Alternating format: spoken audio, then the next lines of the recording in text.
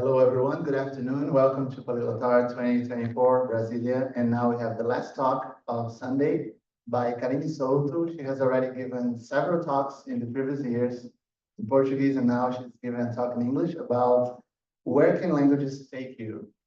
She is a dear friend and colleague, interpreter, and welcome again, Karine. Thank you. I've been part of Poliglotar since 2019, and this is my third year as a sponsor and as a lecturer. My first year talking in English, and so bear with me because I'd rather speak Portuguese. This is what I advocate for the use of interpreters, so we can speak our native tongue. But this is a request from a friend, so let's do it. I've given several talks, as Juliano has mentioned. I've talked about networking, about LinkedIn, about being your own company, about working on Zoom. And today I want to talk about where your languages can take you.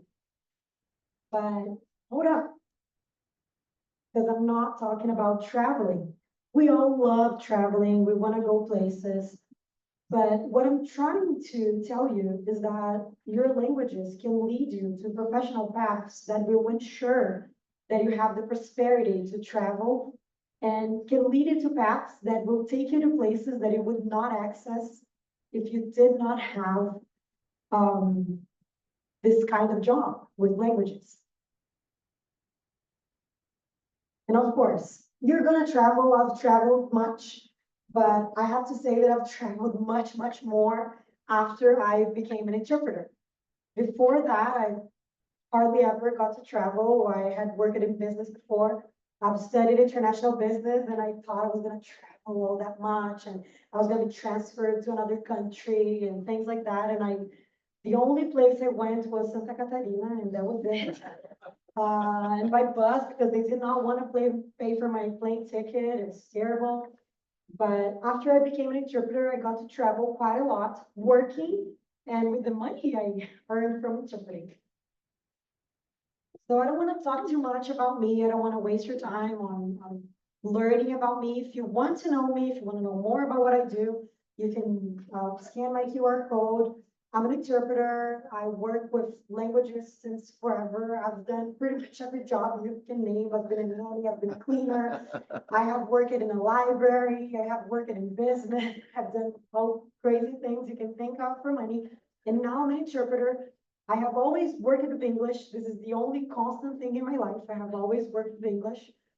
And I have always loved sharing knowledge. So I have always given classes. I have always given lectures. And I keep on doing this with interpreting. I always try to lecture on congresses and summits.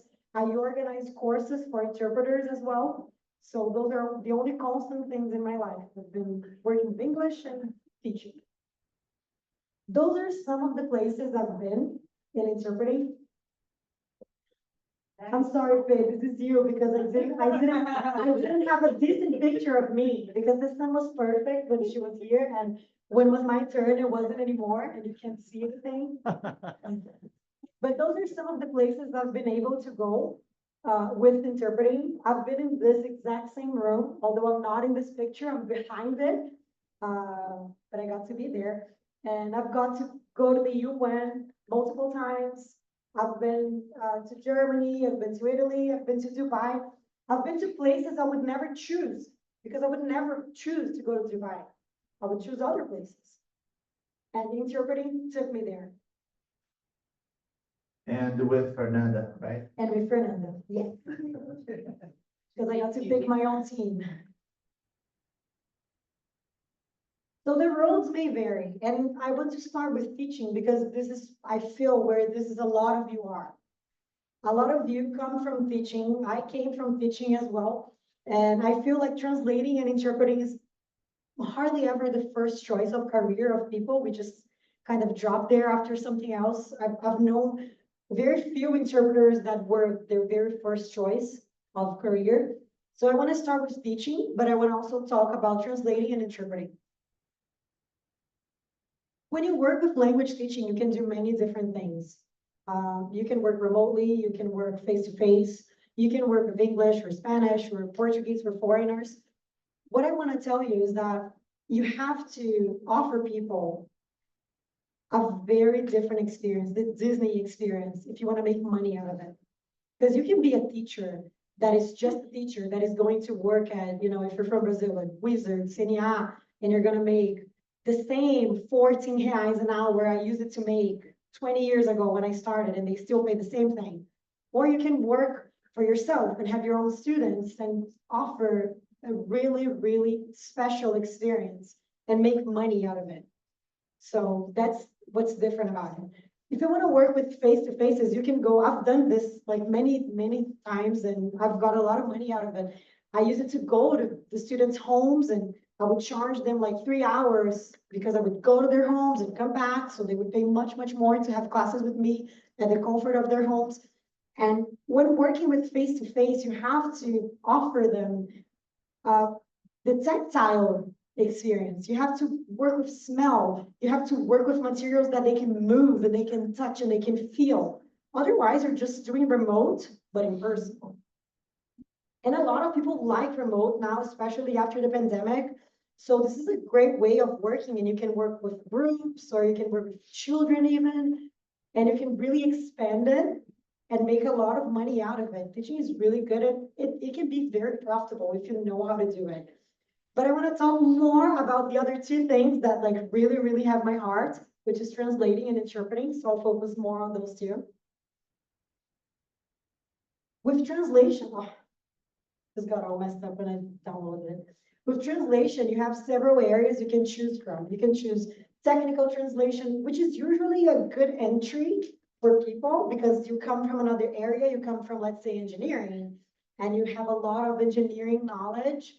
And you start with, translating for engineering, or you come from, I don't know, veterinary, or you have your own specific area where you translate from it. But you can also do many other things. You can do literary, which is much more creative and much more immersive. You can do localization. You can work with websites. You can work with games, which is something that a lot of you love. And it is a whole new universe.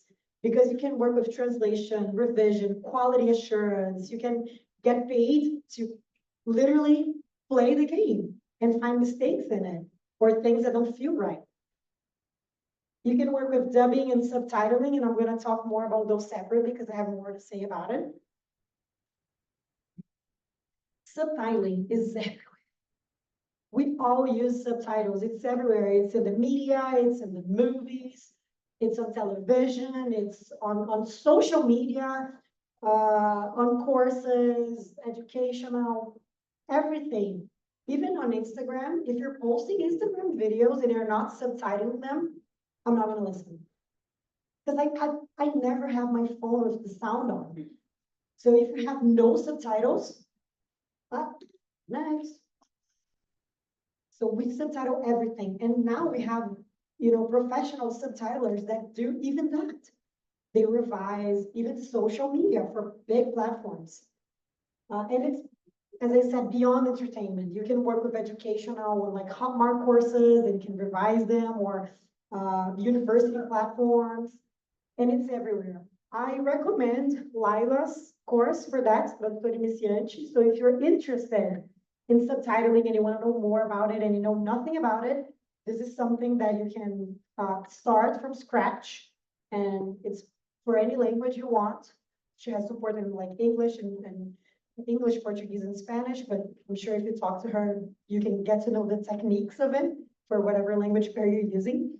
And it's a great job. You can get paid very well. You work from your home. You don't need too much of an investment to start. You just need a computer, and that's it. Dubbing is translation of spoken language. So I would say it's very similar to interpreting in terms of how hard it is, because you have to find solutions that feel right. You have to work with all the techniques to make it feel, to make it adaptable to what the person is saying in the movements of the mouth. But you also have to think about solutions that feel right. Because we don't say whatever thing in Portuguese. Sometimes, depending on the solution you're going to find, it's not going to feel right. So it's not going to work. It's more inclusive. You're not gonna need a lot of investments to do it. You also just need a computer basically and just some courses and you can start working. You don't need a lot of investment. And I would also recommend Natalia Estrela. She has given a workshop yesterday about it.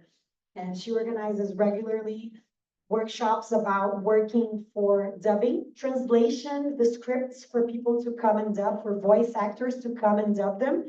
And if you think it's just, we think of telenovelas, right? Mexican soap operas. But we have a lot of like Turkish soap operas where the scripts come in English. So there's really a big field for other languages as well. And now my favorite thing of all, the thing I love, which is interpreting. It's a spoken translation, so it's twice as hard because it's spoken translation of spoken speech. So it has to feel right, you have to find the right words, and it's also spoken. You have no time to read or revise, and if you say something that is not correct, you're gonna have to deal with it because that's it. Like Raquel said in her lecture, right? And she was talking about sperm and she said seeds, and everybody laughed at her, and that's it. You're gonna have to deal with it because there's no room for correction. You can even try, but you have said it. Everybody has heard it, and you're gonna have to live with it. It's a spoken translation, and you have a lot of ways to do it. You can do it simultaneously, where everything happens like all at once. I'm listening, and while I'm listening what has been said, I'm translating, and while I'm translating and still listening, I'm speaking what I've translated. So it's everything all at once. It can be consecutive. We take turns. You speak, I translate, you speak, I translate. Or I can take notes. I have a person here speaking for like 7, 10, 20 minutes while I'm taking notes. And after this person has spoken for 20 minutes and I'm just writing, here comes my turn to come and speak. So there's a technique for that. You have to, if I'm going to have to remember everything they said for 20 minutes, I'm gonna die, I'm not gonna remember anything. So there's technique, you have to write and learn how to do it. You have side translation, so I can just start reading a slide and translate it for people. I can translate documents. If I go into a hospital and I have to read a document for a patient, I'm gonna read it in English and speak in Portuguese or Spanish or whatever language you're working with. It can be done in a booth, like the one we have here. It can be done on portable equipment. It can be done in a booth with a microphone, like the one from the picture. It can be done from a computer remotely. It's a lot. You can do it many, many, many, many ways. And even without equipment, you can be whispering. So for simultaneous, you can do it in a booth, like our two interpreters here. Say hello, we have Van Lee and Vinicius, and they're interpreting me simultaneously in a booth. The best of all worlds. Sound comes great. I can speak holding a mic to my mouth. I'm not speaking from here. This happens. Yeah, from your belly button. Yeah, from my belly button. This happens a lot. And you're in the booth. There's nothing you can do about it. You're just thinking, oh my God. It can be done whispered, where I'm just, I have one listener and I'm going to sit beside him and I'm going to whisper the translation into their ears. It can be done with portable equipment, which is equipment that is similar to that one, but with no booth. And I don't have earphones. So I'm listening from, just the air, just the environment.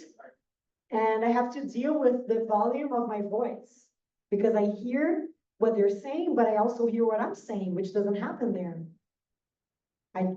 There I can regulate the sound. I regulate the volume so I don't hear my own voice. And if I'm whispering or if I'm using portable equipment, I will have to deal with the volume of my voice as well. If we're doing consecutive, it can be done on a stage like this. You hold a microphone and you either take turns or you're gonna take notes and speak after the person. And man, it's terrible because you're there, you're all exposed and everybody's looking at you, and it's something you have to like really, really have the nerves for it because you're exposed. When you're in the booth, you're really protected. But if you're on stage, you're gonna be exposed. It can be lines and interpreting. Usually this is a good entry for people who start interpreting, person comes from another country and they need somebody to be with them, to help them do things. They need help with cultural things. They need some help with translation. And this is a really good way to start because it's not so difficult. You're very close to them. You can ask. You're not going to be doing consecutive for 20 minutes. You're going to be doing sentence by sentence, and it's easier, and you don't need experience like booth experience. So it's usually where people start with interpreting. That's what they understand from interpreting. And then afterwards, they start understanding more and learning more about other modalities of interpreting. And we can do this remotely as well, which was how we used it to do before, for example, Zoom or Kudo or all of that. You would go into a meeting and just do consecutive. And this is how we still do when everything else fails. If you have to work from Teams, for example, the chances of everything failing are huge. So if somebody says, I have an assignment for you on Teams, you have to be prepared. You have to be prepared to do a consecutive because chances are everything's going to fail and you're going to have to do consecutive. For working remotely, you can use Zoom, WebEx, Teams. We have other programs like Kudo, Interaction, Interprefy. There are many different programs, but those are cheap, either free or cheap, and intuitive and easy to use. So they're Not for our clients.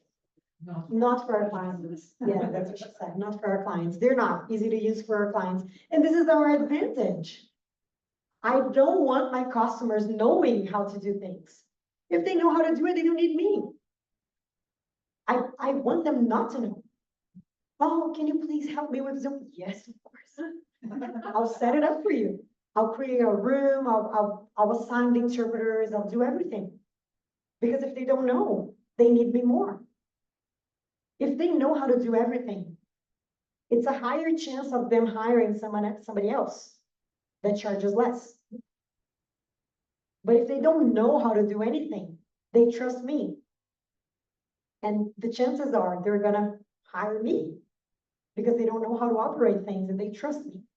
And this is what usually happens, and this is how we charge more.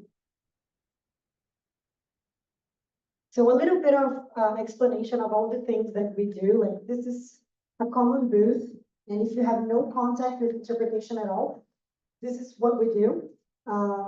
This is a huge congress, the biggest supermarketing congress in the world. More than 100,000 people going there. Too close to the speaker. And they hire interpreters to translate their lectures. We're there in a booth just like that. And we talk about food the entire day, and it's amazing. It's really fun. And it's easy because it's easy. It's an easy vocabulary. We're talking about food and cool things and supermarkets. And it's a no-brainer in the booth, very chill. But things can get difficult too. We can talk, we can interpret from a booth, for example, talking about surgery. I've done things from a booth of live surgery and medical or medical devices, and talk about crazy things and stents and implants and crazy things. What else? Innovation. Innovation. Yeah. And we have to study, and the way we make it easy is by studying. And not always we're going to get all the materials. People are not going to send us things, but you get the hang of it. You learn how to research, you learn how to build your glossaries, and all of that you learn studying, you learn taking courses. This is not something that we were born with. A lot of people are like, oh, you have to be born to be an interpreter. Sure, so the UN has, a lot of gifted people that were all born there. It's not. It's something you learn and you train a lot and you train your brain to do it. The only thing you need is to speak a language. And polyglots, this is where I have to tell you. And sorry to break the news. You're not going to be able to interpret like 10 languages. It's impossible. So if you want to be an interpreter, you have to, an interpreter. Let's assume that. If you want to be an interpreter, you have to choose one. And then after you're really good at this one, then you can pick another one. And you can be building from there. But language acquisition takes time. To be really, really good, it takes time. And a lot of people come to me because of the courses I give and the places I am and say, oh, I want to be an interpreter. What do I have to do? And I always say, you have to start with language. Like, what are your working languages? Oh, I'm studying English. Do I have to be fluent? And I say, no, more than that. Do I have to be native? Listen, a native can fail like a C2 test in their own language.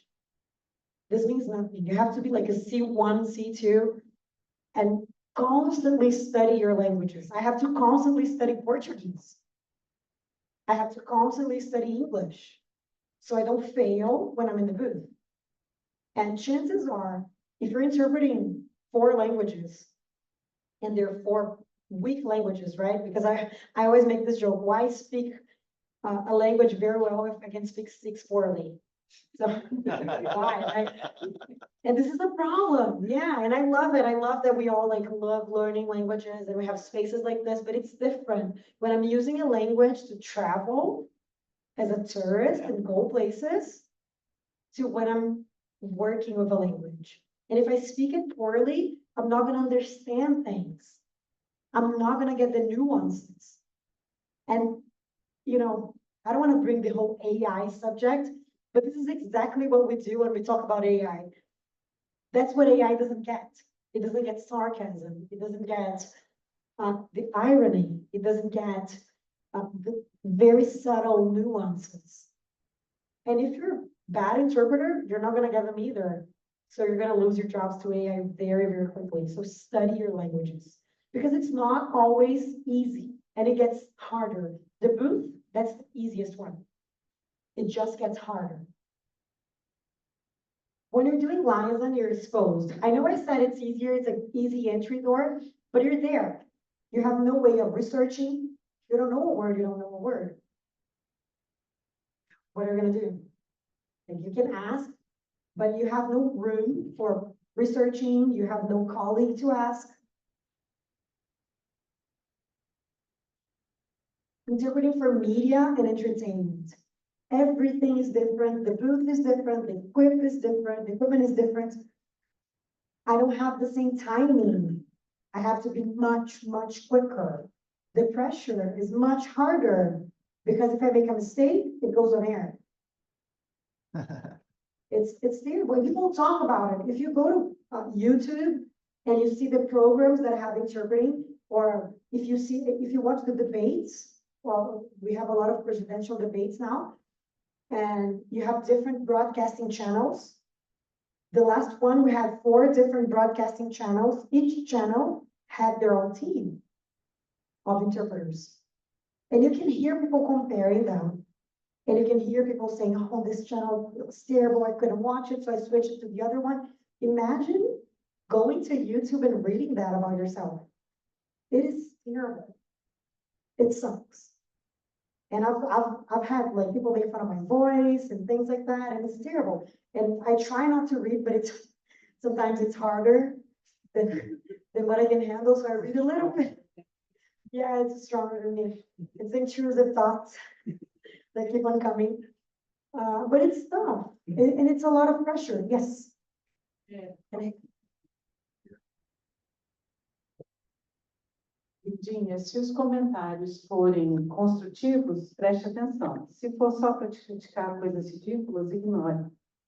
But that's what we try. And working with young interpreters and by young I say like recent interpreters, I always try to say that we're very hard on ourselves and we tend to focus a lot on like the bad things people say about us. And although it's important to focus on some things, because sometimes it's constructive criticism, some things are not. And you're gonna hear things, like you're gonna hear terrible things from people. So you have to like really, and like Raquel said, you have to remember who you are and where you come from and keep that in mind. But it's tough. It's it's a huge pressure. It's very quick. It's very fast paced. There's no room for error. And it's important to say too, like about other things that are beyond that. When you're working with celebrities, like I don't have a picture with any of them. I have one picture with the last job that I did for the Manhattans because they called me and they said, "You want to take a picture with us?" And I said, "Sure, thank you." But I don't have any pictures with anyone. I have never asked. And I don't think you ever should. Even if you're in the booth in an event, like I've had an event where Formiga was speaking. And I didn't ask to have my picture taken with her. And she followed me on Instagram. I took a picture of her and she followed me and I said, "Oh, that's really cool." But I don't approach people ever. But I've had people that I've hired to come to an event and there were celebrities in the same hotel and they approached the celebrities to ask for a picture. And you know what's the chance of them working with me again? -1. 0. Because it's not gonna happen. It's my reputation as a company. We couldn't even go to the bathroom on this event because it was so high profile people. We could never have approached them. And I saw that like years later. I said, "It's terrible." And like, is a picture really worth all that? Isn't it so much cooler to say that I was in this room than to ask for my picture taken with Keanu Reeves? I was there, I saw him, I smelled him. And it was good. That's enough. I don't need a picture. I have good memory for that. You're lucky that he didn't kill you. Yeah, and it was John Wick. I was kind of like, but this is much better. Missions. This is top 10 difficulty level. This is like the #1 most difficult thing ever. It's so difficult because it's everything. You're gonna be in portable equipment like this, listening to whatever, people reading their speeches at like fast speed. You know, they work for 20 years with that and they write a speech for 20 days and they read it at like ×2 WhatsApp speed. And you have to interpret that without being in a booth. This is ridiculous. But you also have to go to the booth where you don't know how to operate the equipment because it's new. You have to walk. And we were talking about exercise, and this is also something Raquel said, we have to exercise, and it's true. On this trip, we walked 30,000 steps a day. Every day. For 15 days. If you're not fit, you're not gonna work. If if you're picky and you have trouble with what you eat, you're not gonna work. Because when you go to mining, we don't choose. You don't get to choose. You eat whatever is there, when it's there, because you don't know when you're gonna have food again. And yeah, and that's it. If you're picky, you're not gonna eat. If if you have a soft stomach and you get dizzy or if you have a fragile health, that's not for you. You have to know when to say no. Because it's tough. I have never done veterinary missions, but we were joking about it. Like you're gonna see, dead animals like flying around and they're gonna touch you and there's blood on the floor and there's crazy things. You're gonna have to enter freezers. It wasn't dead animals, it was much better, it was ice cream. But I was no dead anything, it was just like Ben and Jerry's. But it was -25 and my nose was freezing and it hurt so much to speak. It was terrible. And I was there for like half an hour and I was just like praying to God it was gonna end. I was like, "Oh my God, please tell me you have seen everything you want to see." And they're like, "No, this looks dirty." I'm like, "Why did you clean that? Get out of here." But that's the reality. That's the job. But it takes you places. I've been to places I would never have ever dreamed of. I've been to Germany. I had never been to Europe before. I had been to the United States, and that was it. But I have been to Europe. I got to visit a lot of countries with the money that interpreting gave me. I have been to Dubai that I would never have been. I have been to many places in Brazil. Last year, I went to Minas Gerais like, I don't know, 20 times. And I have been to Florianopolis, and I have been to Campo Grande, and I have been to many, many places I would never have dreamed of if it wasn't for interpreting. And I got to meet people that I would never meet if it wasn't for interpreting, and learning things I would never learn, and understanding things and making connections. Because it's different when you work in an office and you're seeing like the same people every day and you don't get to, you know, to see anything different. That's why I'm so passionate when I talk about interpreting, because it really takes you places more than just physically. So I'm really, really passionate. Of course, I love traveling, but I love working from home. So we work remotely too. This is my work from home station with my computer. I always have two computers. I have a microphone. It's good and it's not, because this thing right here cost me like 20 bucks, you know, 1,000. Because it's a lot. You have to have like two computers and microphones and a setup. Of course, if you're starting, you're not gonna have all of that, but it's expensive. You have a lot of things to buy and to keep in mind, but it's great. And after the pandemic, we have a lot of work from home, which is awesome, because I love, you know, going to places and traveling, but I love more being able to like do my laundry and work on the same day and cooking dinner and doing everything and get paid like the same. So it's a good mix. It's really good. Karine, we have a message from the chat. Leozinho sends a kiss to mommy. I'm gonna cry. Leo has watched me on the previous editions, but he didn't come today. But I'm gonna cry.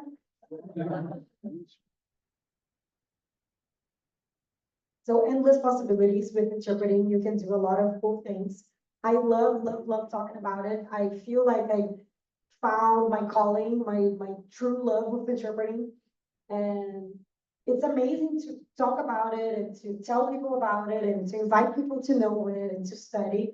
Some of you know already, some of you have studied with me, and some of you know that I give courses. So I give courses on interpreting for beginners and also for media interpreting with other people. And I have now recorded a course for people who know like nothing about translation or interpreting. And it starts with this class that I have given here, but it has much more. We talk more about other things. So if you want to know more about it, it's recorded, it's on Hotmart, and I'm going to do like 50% discount today if you want to know more about it, but a lot of you know already, but I want to launch here today, but that's it. And endless possibilities with interpreting. And you have to consider, I've said those things before about polyglots. You have to be proficient. You don't have to be just fluent. You need a C1, C2 at least. You have to have translation skills. You have to study translation. You have to be aware of the difference of speaking a language and translating that language. This is muscle. This is like a muscle in your brain that you're exercising every day. So when you start, like when you go to a different country, for example, when your brain hurts from speaking that language so much, it's the same. You're gonna start translating and it's gonna hurt. And afterwards, it's gonna be easier and it's gonna hurt less and less, and it's gonna be like very easy afterwards.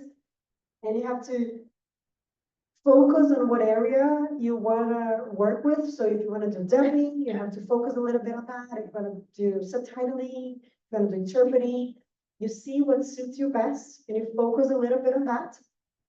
And talking about market, I wouldn't say it's like easy to penetrate, but you can do it with networking and studying.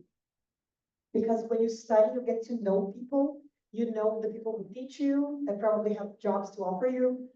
You know your colleagues that will call you when they can't handle a job by themselves, so they're gonna call you. And events like this. And I love doing events like this because people get to know me. And sometimes they're like, they remember me. And they're like, oh, Karine, I have something in your area. and it would be nice for you to participate in.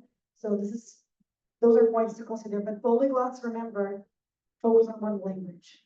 I'm gonna say that away from the speaker then. Focus on one language, okay? Speak one language well, not 6 for you. And if you want to know more, this is the picture of the last media interpreting course. I was there. This wasn't yours, right, Inez? You were the one after that. Yeah. Also, this is not the last one, it's the previous one. But that's it. If you want to know more, if you want to know more about what we do, the trainings, the types of trainings we do, I'm here. I'm open to talk. And if you have questions or comments too, on the other lectures, I just wanted to comment things and I held myself because I didn't feel like it was the place to do it. But I want you to comment things if you feel like it and ask questions. And I'm here to talk. And that's it. Thank you so much, Karine.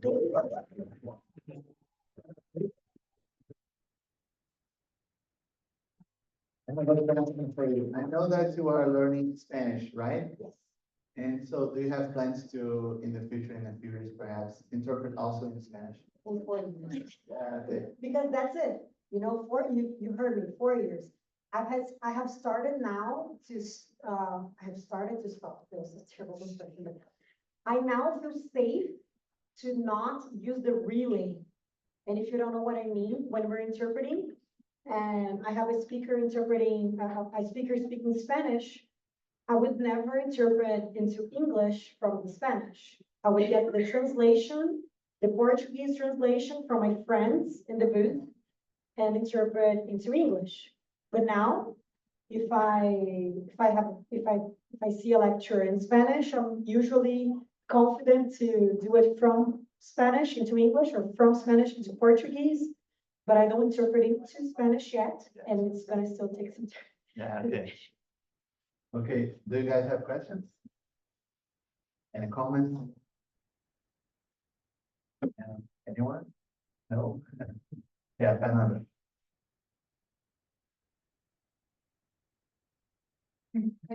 Hey. No, just kidding. I just want to comment on Karine's ability to actually treat new interpreters, new translators, people who want to start the profession as, with the due respect they are owed, and also how she pushes people to be better. So if you're considering like being an interpreter, if that's something you're interested at, you should actually not stop here and talk to her. She's really approachable. I'm not saying that because she took me to Dubai, but she is really approachable. And take advantage of that because she knows like a lot. This is part of my rebranding, I'm approachable. Because I do a lot of lectures and I've like really dressed up and talked about really empowering things, and I feel like I came across as like a hard person and, you know, somebody that's not like a people's person. So I'm approachable. I'm nice, I'm not mean. This is something really interesting. Interpreting can be a really mean environment, and sometimes it can be tough. And I mean, if you take me to a beer, I'll open up about it easily. A lot of people know my stories, but I don't want to be here like bragging about all the shitty things people have done. But if you're an interpreter, chances are that this has happened to you as well at some point. And I see some heads like they're shy heads singing. Because it's a tough market, and people are tough.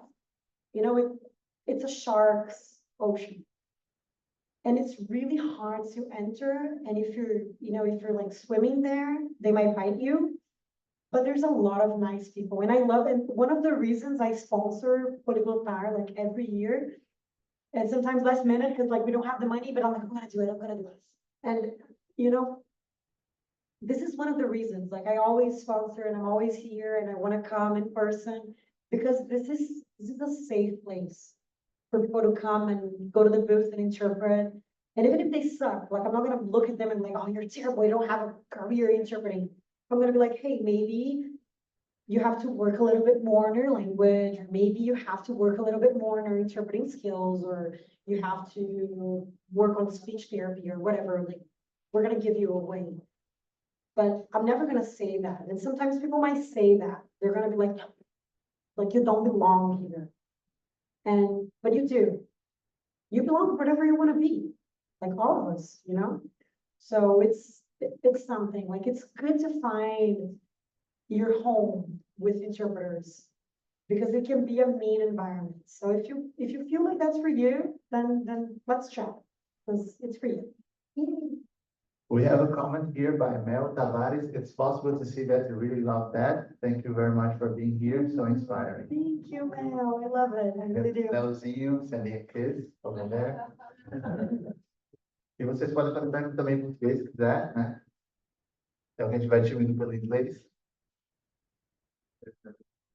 Please ask questions or make comments, otherwise I think it's bad and like nobody likes it. But if it wasn't. First, I'd like to thank you very much for speaking with so much passion, because personally, I feel the same. It's like I worked with translation, with subtitling. I love it too, but being behind the computer and having that adrenaline of being in the booth, and whether it's presential or consecutive interpreting, everything has its own charm, and it can be very tough, as you said, especially when you work in different markets, you have to adapt. In Europe, it's totally different from Brazil. So I arrived here, I was intimidated. I'm like, okay, I'm changing profession. I cannot work here as an interpreter. And it took me many years. It was after the pandemics that I started. Eventually, through a friend from school in Brasília, she said, well, you also trained as an interpreter. You worked like that. I have a friend in Rio, and he has the studio. And he was actually last year in Poliglotar. It's through him that I discovered the event. And when you talk about that, because I hear a lot of people saying divided. I also work with arts, dancing, singing, and some friends of mine who worked for 20 years in this area saying, oh, now I have to focus on my mission to write music, etc. But you can do both. There was Rachel this afternoon, who's is a singer as well. She didn't talk about that, but she works with the president and she sings, and you can really find, it's like when you know what you want. I ended up working in events that I called for them, but not with marketing. You can work with holistic events. I worked on retreats with original people, in communities, and you can work with culture events where you might not be paid as much in the beginning, but then you see that you can really learn and choose and work in gastronomy festivals.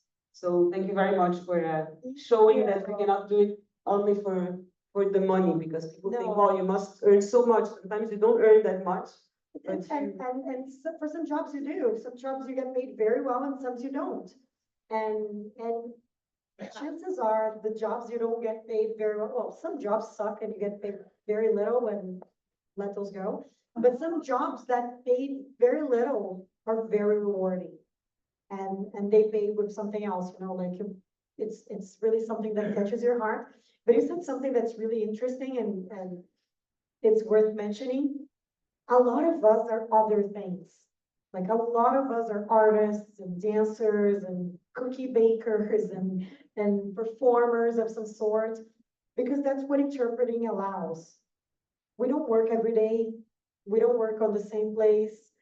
We don't have a fixed schedule. So that enables that. And I feel that having those other jobs and hobbies will increase your creativity on interpreting as well. So that helps.